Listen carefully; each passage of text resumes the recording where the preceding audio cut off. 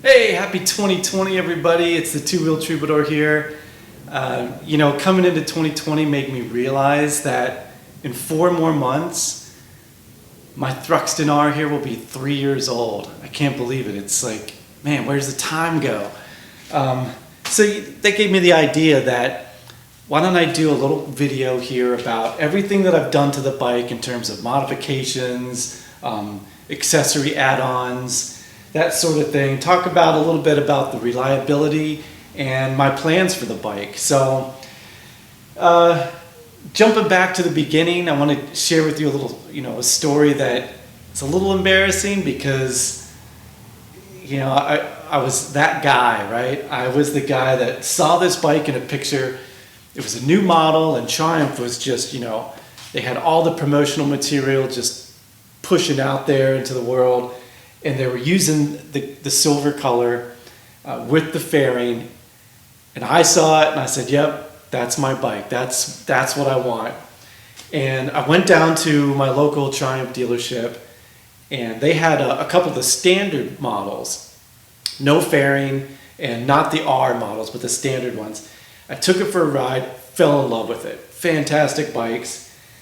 And I put a deposit down on an R. So they didn't even have one, so I didn't even test ride it. And I bought the fairing. So after, I think it took like maybe a week or two for the bike to come in. It came in a big wooden crate, and the dealership called me up and said, hey, come on down, your bike's here, let's uncrate it. So went down there, unboxed it, and they installed the fairing. I took delivery of it just like this. But I wanted to say that this is actually an accessory. Some dealerships may install them and sell them as one, but it's really an accessory. And it comes with the inner structure. It comes with the lower clip-ons. And I think it really transforms the bike too. If there's one thing, the most comments that I get about this bike is like, wow, that fairing is just. It goes back to those days of the old cafe bikes, or really the old Grand Prix bikes, really. Some of the Ducatis, the vintage Ducatis had them. These 3/4 fairings though, they just look so classic, don't they?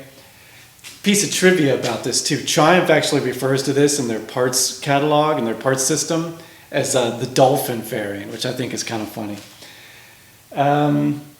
So yeah, I had that added on. It actually extends. You may not realize it, but it extends this headlight out at least 6 inches from where a standard is. So it really does change the whole length and perspective of the bike. Standard headlight comes to about here. So it really does push it out more. So I took delivery like that, and then of course the first thing that I thought of was, well, I got to get exhaust on there. From the factory, it's a pretty smooth and mellow exhaust. It's got a nice tone and everything, but it's nothing really aggressive. Very smooth. Part of that is because it comes with a big honking piece of metal, a big catalytic converter. So get rid of the catalytic converter. I think that thing weighed like 7 pounds, 6 or 7 pounds, somewhere in there. Got a quality X pipe put in. Then I got the Vance and Hines Slip-Ons. These things are incredible quality. Ridden in the rain quite a bit with this bike. No corrosion, no blemishes on it whatsoever. Just fantastic quality on those Vance and Hines. Those are baffleless and man, transformed the sound of it. The X-Pipe with the slip-ons, this thing sounds incredible. And you know what really makes it sound so good is that it has those snaps and pops when you're de-accelerating. Really sounds great. So I love that. What else? So that was a pretty big mod.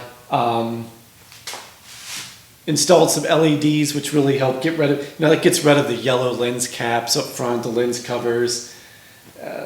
Although these are the same basic shape and size of the OEMs, they just, it's a nice clear cover, so it kind of mellows that front end out a little bit. Got the rear ones installed also.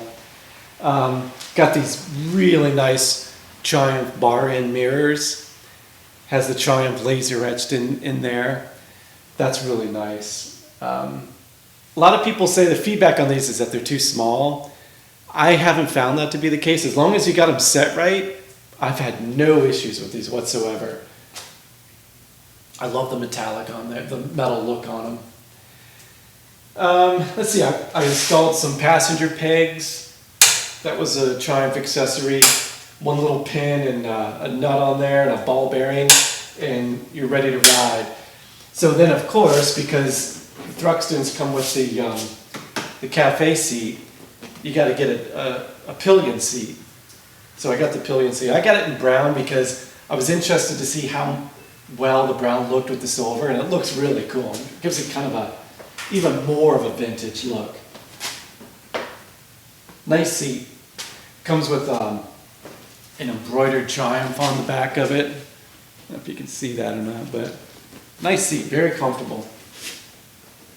So I got that. That actually matches, that segues into this tank strap too. So I was on the fence about this tank strap. I never really liked it at all, the Triumph accessory with the holes in it.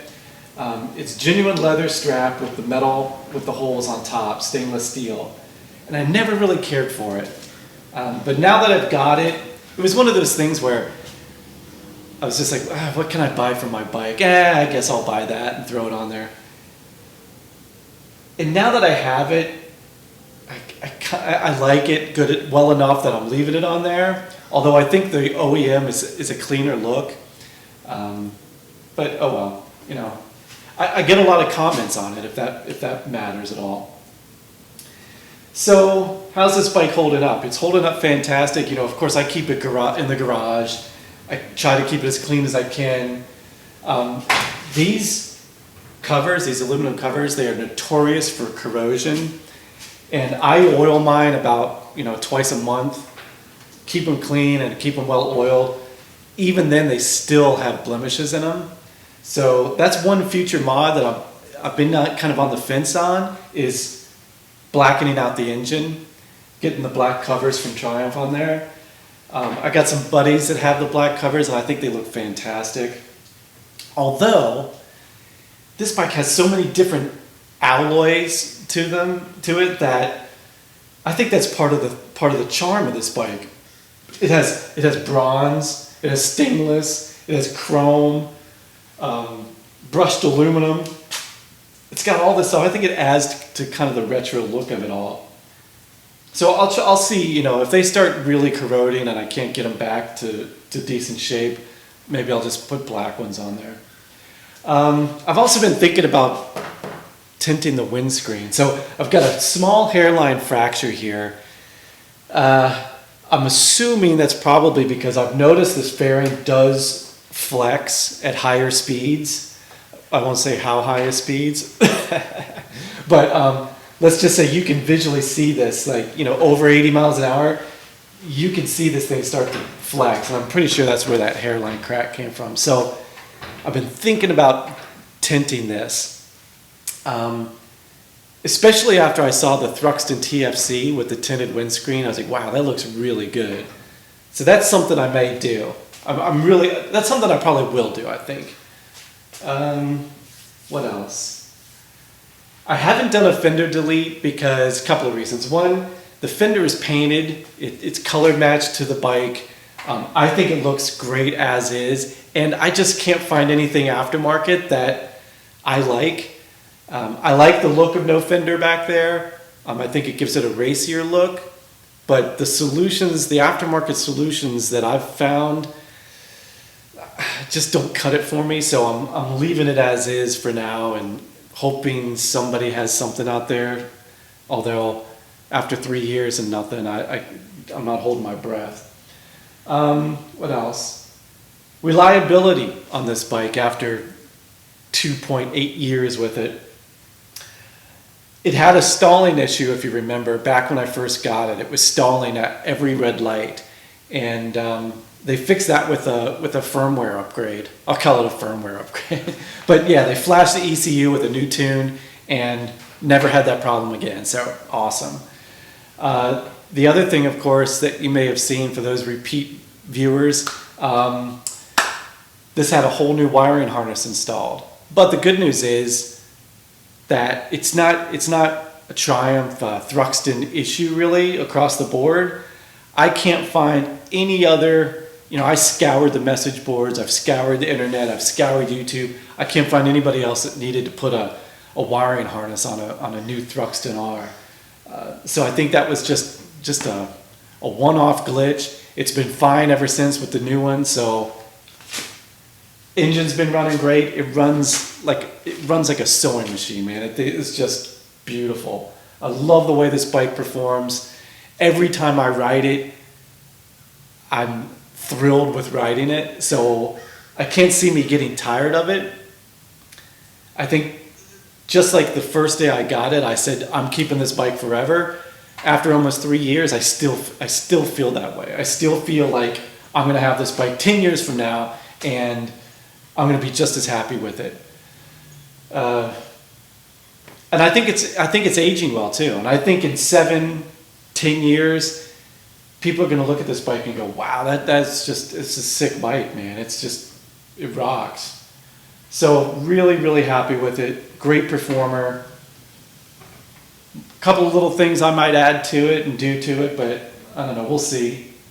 We'll see as we go. So anything else I get, I'm gonna add to it. In addition, I'm not gonna replace it. I love it that much. And if you find one, if you're interested in it, I hope this helps sway you that way, because I can't recommend this bike enough. For those of you who have one, I'm sure you love yours just as much as I do mine. So with that, guys, hope you're having a great 2020 so far, and come on back. I've got some cool ideas for videos this year, and if you're new, please subscribe to the channel. I really appreciate it. And that's it for today, guys. I will see you later. Bye now.